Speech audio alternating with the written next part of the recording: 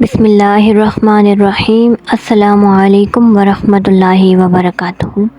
Guys, ہم لوگ واقعہ ایلا اور تخیر پر بات کر رہے تھے، تو آئیے جانتے ہیں کہ حضرت عمر فاروق رضی اللہ تعالیٰ عنہ کیا فرماتے ہیں اس بارے میں۔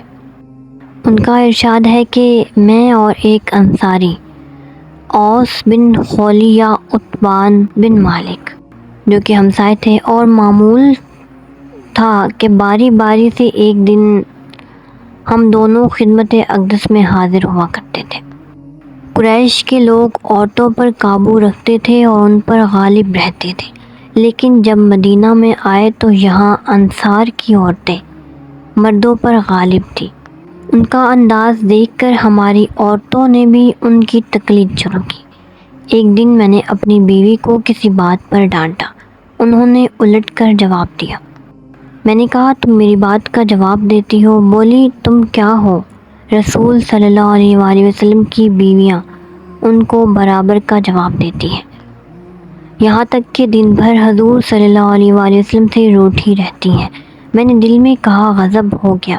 اٹھ کر حفصہ رضی اللہ تعالیٰ عنہ، حضرت عمر رضی اللہ تعالیٰ عنہ کی صاحبزادی اور رسول صلی اللہ علیہ وآلہ وسلم کی زوجہ محترمہ، ان کے پاس آیا اور پوچھا کہ کیا تو واقعی حضور صلی اللہ علیہ وآلہ وسلم سے رات بھر روٹھی رہتی ہے؟ حضرت حفصہ نے اقرار کیا۔ میں نے کہا تجھ کو یہ خیال نہیں کہ رسول صلی اللہ علیہ وآلہ وسلم کی ناراضگی خدا کی ناراضگی ہے؟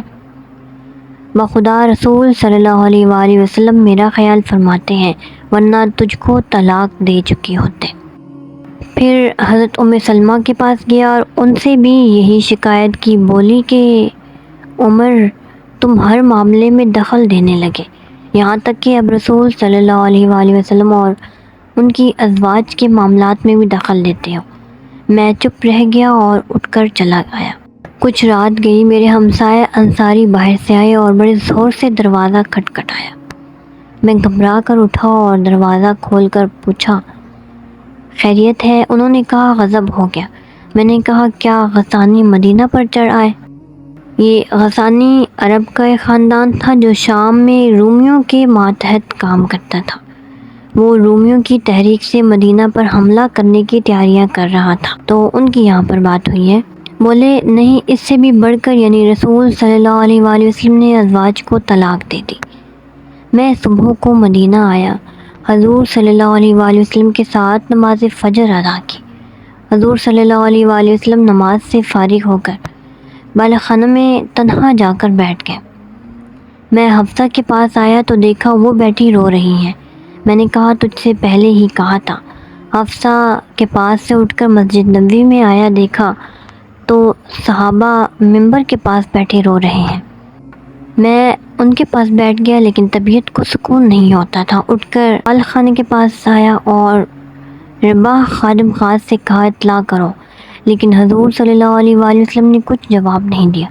میں اٹھ کر پھر مسجد میں آیا اور پھر تھوڑی دیر کے بعد بے تاب ہو کر بالخانے کے نیچے آیا اور دربان سے دوبارہ اذن طلب کی، درخواست کی۔ جب کچھ جواب نہیں ملا تو میں نے پکار کر کہا رباح میرے لیے اذن مانگ، شاید رسول صلی اللہ علیہ وآلہ وسلم کو یہ خیال ہے کہ میں حفصہ کی سفارش کرنے آیا ہوں۔ خدا کی قسم رسول صلی اللہ علیہ وآلہ وسلم فرمائے تو حفصہ کی گردن اڑا دو۔ حضور صلی اللہ علیہ وآلہ وسلم نے اجازت دی۔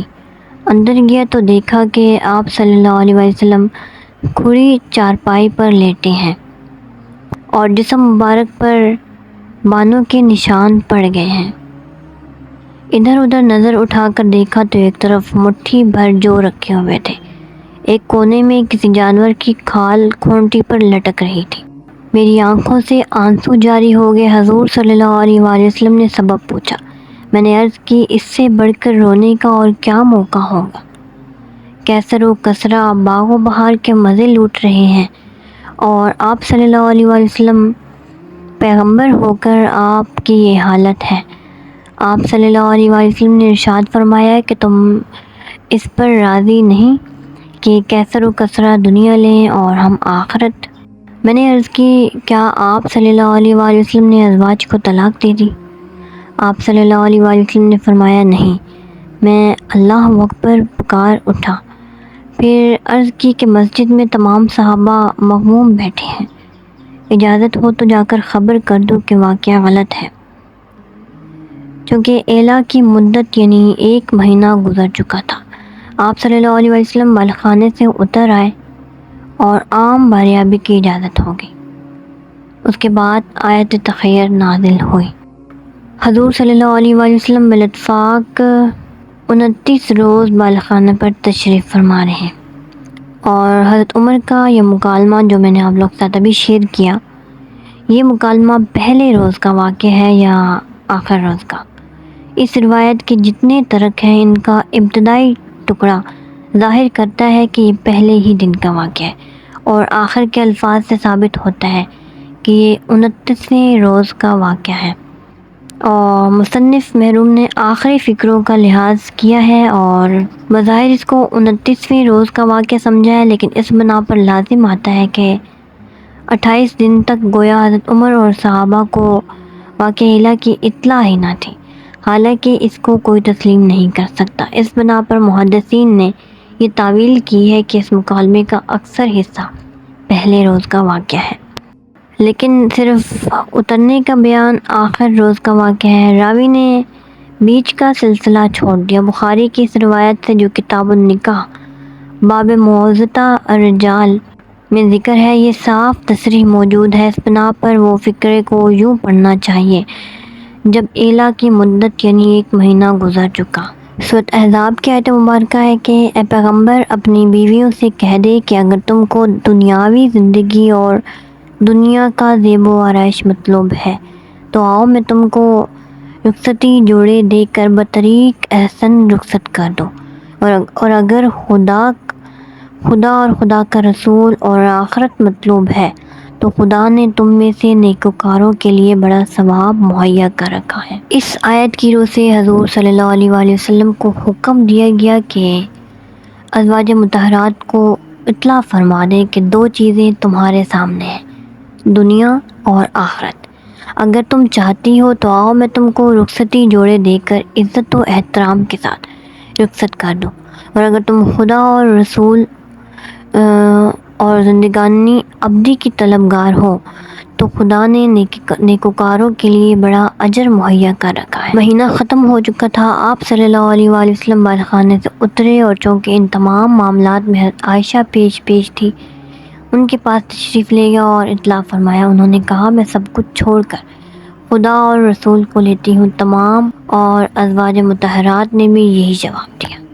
تو گائز اس کا اگلا پارٹ اگلی ویڈیو میں ملے گا۔ اس ویڈیو کے بارے میں اپنی رائے کا اظہار مجھے ضرور دیجیے گا، اور جو نیو آیا ہے چینل پر وہ سب سے پہلے چینل کو سبسکرائب کریں، اور اگر میری ویڈیوز پسند آئے تو لائک کریں اور زیادہ سے زیادہ شیئر کریں، اور اگر میری ویڈیوز پسند نہیں آتی تو خیر کسی ٹینشن کے آپ مجھے انسبسکرائب کر دیں۔ اللہ حافظ۔